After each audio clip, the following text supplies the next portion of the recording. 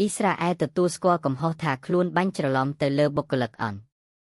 នៅទីបំផុតអ៊ីស្រាអែលប្រកាសទទួលស្គាល់ជាផ្លូវការហើយថាករណីបាញ់ស្លាប់ទីភ្នាក់ងារផ្ដល់ជំនួយមនុស្សធម៌របស់អង្គការសហប្រជាជាតិកាលពីពេលកន្លងមកនោះជាស្នាដៃរបស់ទាហានខ្លួនពិតមែនកាលពីមុននេះអ៊ីស្រាអែលប្រកែកដាច់ក្បាលដាច់កន្ទុយថាការអះអាងរបស់អង្គការសហប្រជាជាតិគ្មានមូលដ្ឋានច្បាស់លាស់ទាល់តែសោះ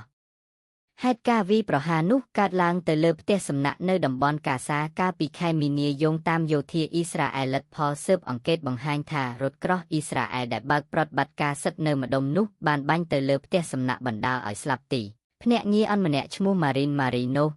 Marinov អាយុ51ឆ្នាំជាជនជាតិប៊ុលហ្គារី Bulgaria អ៊ីស្រាអែលថាមូលហេតុដែលខ្លួនវាយប្រហារអគារនោះដោយសារមានទាហានរបស់ពួកសត្រូវឧស្សាហ៍ចេញចូលទីនោះច្រើនពេកម្យ៉ាងទៀតគេមិនបានដាក់ផ្លាកសម្គាល់ថាទីនោះជាកន្លែងស្នាក់នៅរបស់បុគ្គលិកអន្តរតែសោះយោធាអ៊ីស្រាអែលមានវិបត្តិសារីយ៉ាងខ្លាំងចំពោះរឿងនេះហើយបដិញ្ញាថានឹងស្រាវជ្រាវទៅទៀតដើម្បីដកពិសោធន៍អនុស្សាវរីយ៍ដ៏ជូរចត់ដែលបានកើតឡើងកាលពីពេលកន្លងមកដើម្បីរិះរកវិធីកែលម្អនិងទប់ស្កាត់មិនឲ្យករណីនេះកើតឡើងជាថ្មី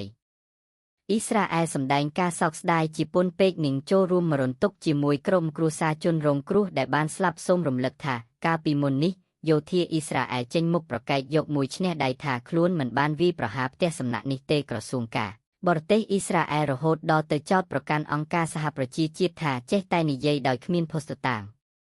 បន្ទាប់ពីអ៊ីស្រាអែលទទួលស្គាល់កំហុសនៅថ្ងៃនេះអន្តស្វាគមន៍លទ្ធផលនៃការស៊ើបអង្កេតនិងជំរុញឲ្យអ៊ីស្រាអែលចេះទទួលខុសត្រូវចំពោះទង្វើរបស់ខ្លួននេះជាលើកទី2នៅក្នុងរយៈពេល1ខែចុងក្រោយដែលយោធាអ៊ីស្រាអែលចេញសេចក្តីថ្លែងការទាំងខុសឆ្គងពាក់ព័ន្ធនឹងការវាយប្រហារបុគ្គលិកផ្ដល់ជំនួយពួកគេបដិសេធជានិច្ចថាមិនមែនជាស្នាដៃរបស់ខ្លួនប៉ុន្តែការរកប្រកែកនេះបានត្រឹមតែខ្មាស់ខ្លួនឯងតែប៉ុណ្ណោះនៅពេលមានភស្តុតាងគ្រប់គ្រាន់សម្រាប់ដាក់បន្ទុកកាលពីសប្តាហ៍មុនយោធាអ៊ីស្រាអែលទទួលស្គាល់ថាទាហានរបស់ខ្លួនបាញ់រថយន្តគិលានសង្គ្រោះជាច្រើនគ្រឿងរួមជាមួយរថយន្តពន្លត់អគ្គិភ័យនិងរថយន្តដាក់ផ្លាកអានកាលនោះស្លាប់មនុស្ស15នាក់ជាបុគ្គលិកជួយសង្គ្រោះនិងភ្នាក់ងារផ្ដល់ជំនួយអ៊ីស្រាអែលប្រកែកយ៉ាងខ្លាំងទាល់តែគេបង្ហាញរូបវីដេអូឃ្លីបជាភស្តុតាងបង្ហាញពីការវាយប្រហារនោះទើបអ៊ីស្រាអែលសុខចិត្តទទួលស្គាល់ថានេះជាស្នាដៃរបស់ទាហានខ្លួនពិតមែននេះបើតាមការផ្សាយរបស់គេទំព័រសNN Sangបើស្រឡាញ់ចូលចិត្តកុំភ្លេចជួយចុច Like Share និង Subscribe ដើម្បីបានវីដេអូថ្មីទៀត